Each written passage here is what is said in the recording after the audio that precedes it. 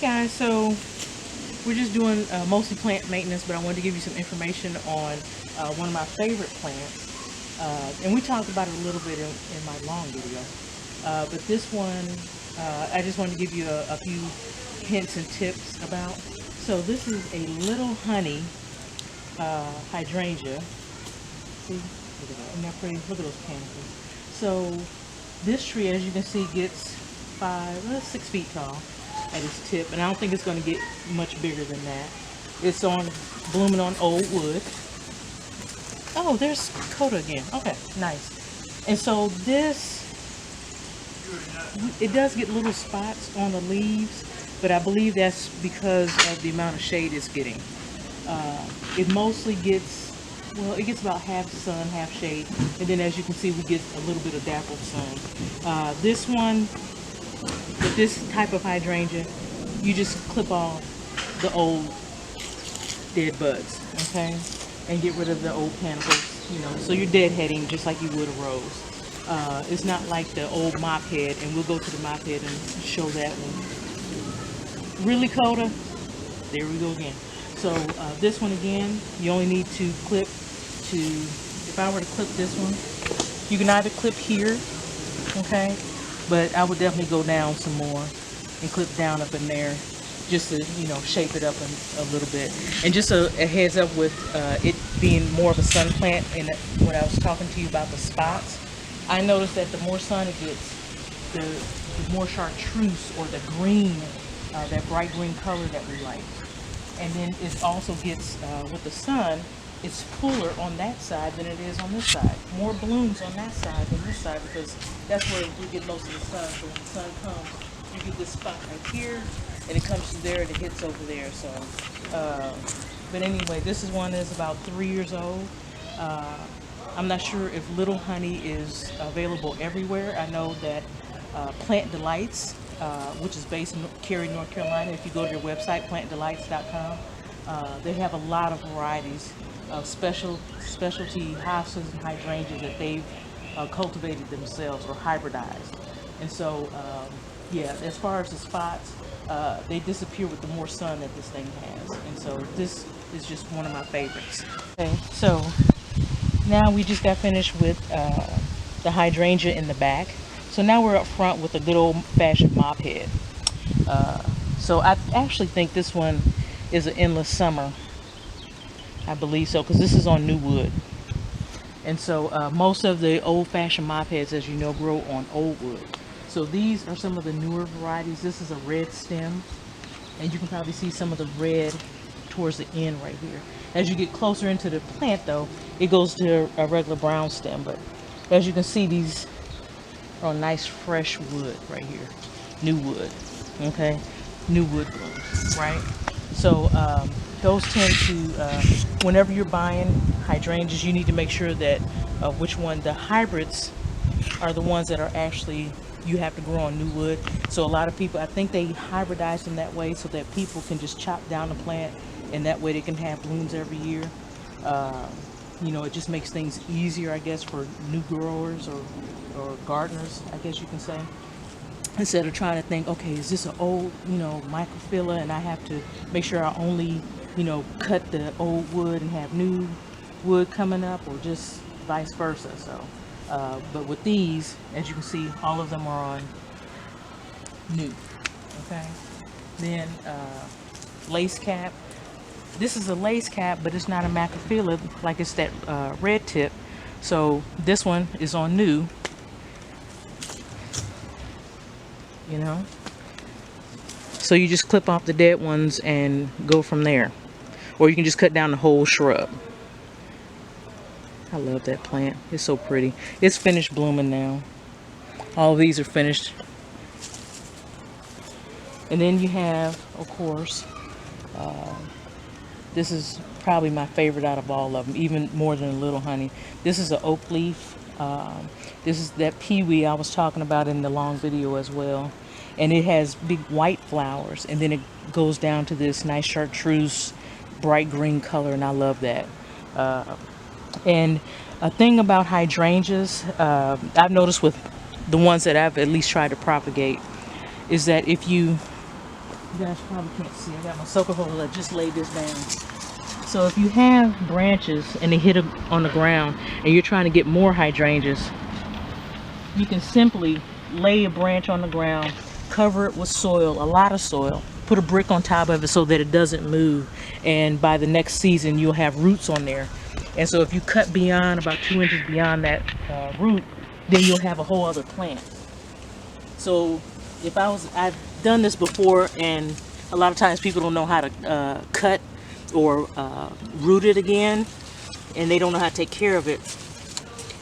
So I would probably, nick it right up in here, lay it down, put some soil on top of it. I don't mind digging with my hand. Put some soil on top of it, I'm putting mulch, but you get the picture. Put that on top of there, put a brick on top of that, and then at some point in the next year, it'll start growing roots. That's a slow way to do it. You can probably get some rooting compound and make it do faster, but why you need to go faster, right? Just buy another one. So that's an easy way to get another plant besides just digging it up and cleaving it in half, or put it in forks or whatever. I'm sure I can dig this up and have about 4 or 5 plants out of it, but I don't want to dig it up. And so, come on, sit here.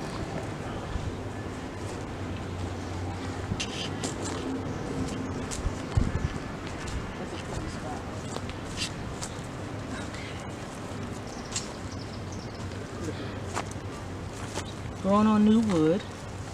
This is a hydrangea arborescens, or a smooth hydrangea. I don't know if that refers to the leaf or not. I never really looked it up. All I looked up was, when do I need to cut this? So this is all new wood. So I could probably cut it down to the hard woody stem and get fresh flowers.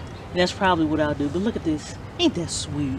That's a newer bud. So this has only been in here a couple of months. So hopefully by next year we'll be nice around it with both of the plants. This is the only one that has bloomed so far. Everything else is just getting fluffy. And that one's not doing so good. I think it's getting too much sun. That's what I think, but I'm not sure. So I may have to move this one right here. But it's getting a whole bunch of leaves on it. So I think we may have to move it, or change around the soil or something, or maybe add some fertilizer. But I'm seeing that we have a little bit of bud, so I may not have to do a doggone thing. And there's a tree. Another one. I think the squirrels were putting those out. Isn't that pretty? So what I'm going to do today is I'm going to plant, not all of this, but quite a bit that I can. And I'm cleaning out bed number, so that's 3. So I'm going to be cleaning out bed 3 today. I did number 2 on my own a little bit, and so we'll go over there and take a look at it. And so it's really just cleaning out the grass and stuff. And what I did was, come on over here, just follow me, see it, follow me.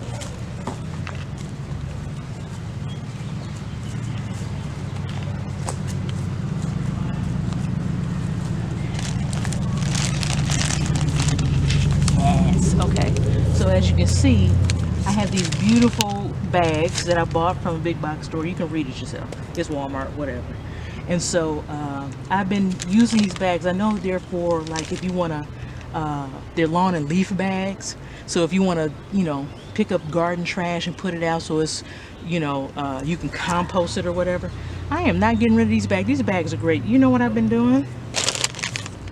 This whole bed has these Walmart bags up under all that mulch. So these going to break down. As many of you know, I don't like to do use landscape fabric or the plastic because I think it compacts the soil. That is just my choice. You can do whatever you want, whatever's easiest for you or works better for you. But to me, this works better for me because this breaks down in the soil and I can keep mulching on top of it. I can cut through it, dig through it, whatever. So by next year, that'll be broken down really good, and I'll just be able to use the shovel to get through it. But that's what I did for this whole bed, and I rearranged everything. So come on down here and look at this plant, because I love it.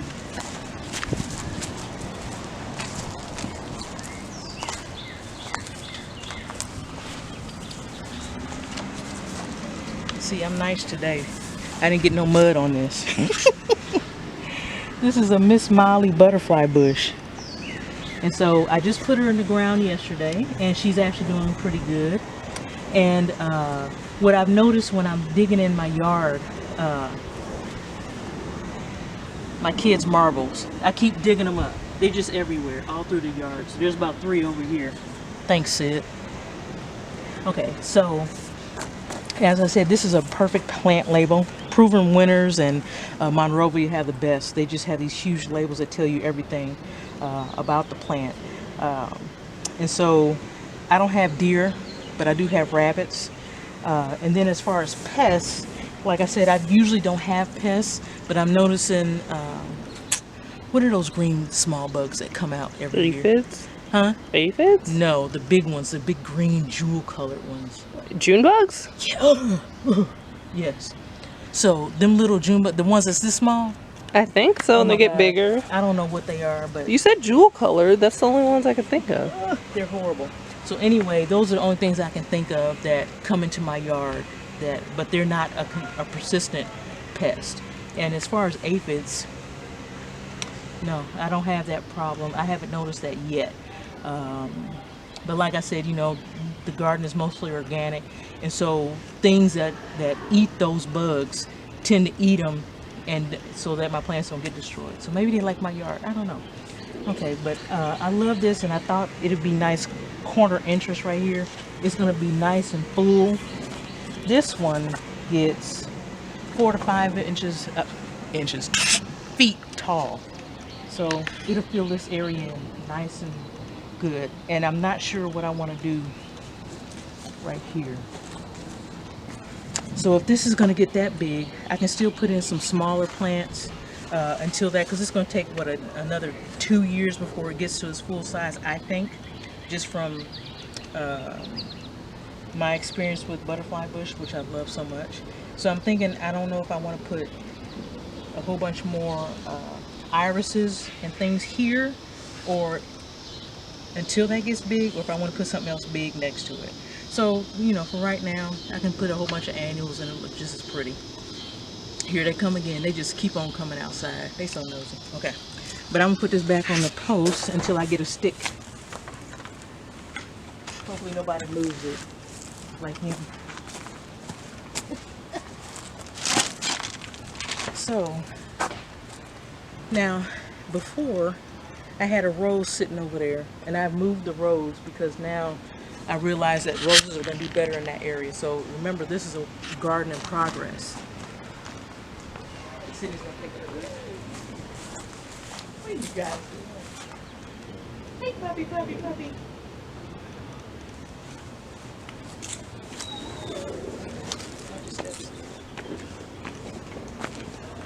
And so, like I was saying, this is a garden in progress. So, from what I used to have, which was a lot. And so, that was a rescue.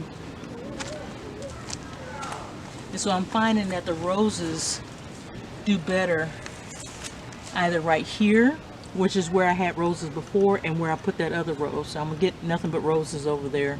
So I think I'm gonna have to dig up quite a few irises, but not now. That'll be next year. You're gonna have to put on some pants.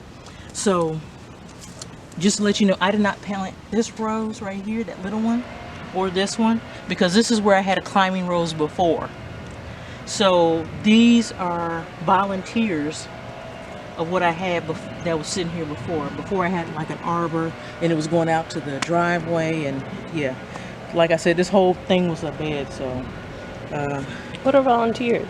Volunteers are plants that come up and volunteer themselves for you. They said, I'm all yours. What? I volunteer as tribute. I was gonna make that joke. And so I have 2 more roses right here, and it looks like something may have gotten here. So I may have some critters, but I don't see nothing. So I'm wondering if it's because I had it watered and now it's getting a little bit of disease on it or something. But I don't have black. I have a few. This is Eden, so it's not black spot. It's just something, it looked like something chewed through it. But whatever. The plant's still doing good, and it had a rose on it. So I planted, if you remember, All this was kind of messy back here because I had a whole bunch of daylilies back there, and so I hadn't figured out how I want to put the daylilies yet. Do I want to keep them in a row back here and let this grow up and put something else in front, or what? So I just decided to put daylilies around it, and then we may put something in the corners, something different. Wow. Okay.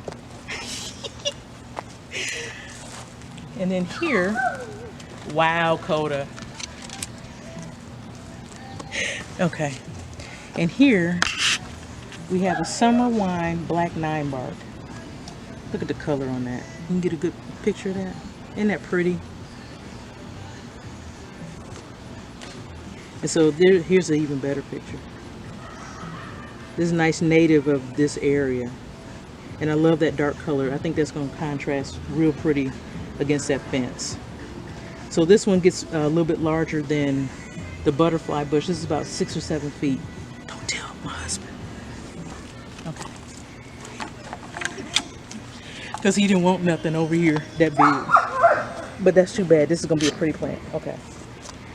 Then, until this one gets big, because this is going to get 6 or 7 feet, but that's not going to happen for what, 2 or 3 years. Here's a peony right here. I still have my irises. I got to plant some more. But I still have to fix this area. So that's got to be fixed. But for right now, I need to get those irises in the ground.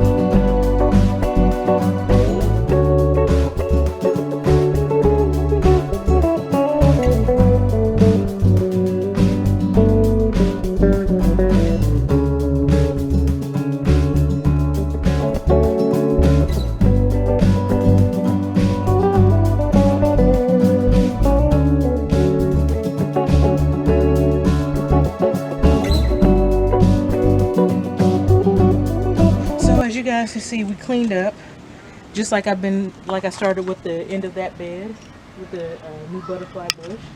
So removed all of the top layer of mulch, pulled it back up onto my little paper so that I can get in here and weed really good. Then we laid down the paper again and freshened up the mulch. So when you pulled it back, it freshened it up a little bit. That's a different bag of mulch. That's why it's a different color. Yeah, don't talk about me. Okay, and so I think by freshening up the mulch, it really makes everything pop. And you can see we have new buds on this Puckster amethyst butterfly bush. And of course, like I said, it's only going to get 2 feet tall, so it's probably not going to get too much taller than what it is right now. But you can see, it's going to be so pretty. And I love it. The plumes on here, once they get full of blooms, it's just so pretty. And then I have some yarrow left over, or achillea, and that's Achillea. And so these get about this tall, so maybe that's about 18 inches to 2 feet tall, I think, for this particular one I have. And these are some I bought, and they've been in the ground for about 15 years. And I just like the look of it, the texture of it. There's a weed. I missed that one. Oops. Oh well. And then over here, so you see the board, so we'll cover that up with some mulch.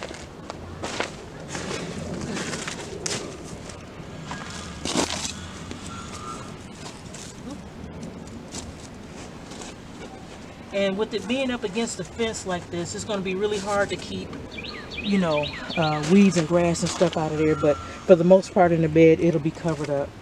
And then we come over here to what I love, the black diamond crepe myrtle. So this is the one that gets the red blooms on it. Yeah. So it gets really hot pink red blooms on it. So this would be really pretty. It doesn't get too much taller than what it is, I think, with the black diamond. I didn't want anything too tall crowning it out. I think it only gets actually, maybe it gets 10 feet. I don't know. I just put stuff in the ground and let it grow. Okay. And so we're pretty much finished. I'll probably put like one more bag over here and then that's it. But otherwise this bed is done, and then we'll move over to, in the next video, we'll start on with that bed. Because as you saw when we were talking about all the daylilies in it and putting roses in it, I still need to deadhead that one rose and weed up in there. But you know, rain happened, and then my son came home from the Navy, so you know nothing was getting done when I had visitors. So let's go talk about this hydrangea over here.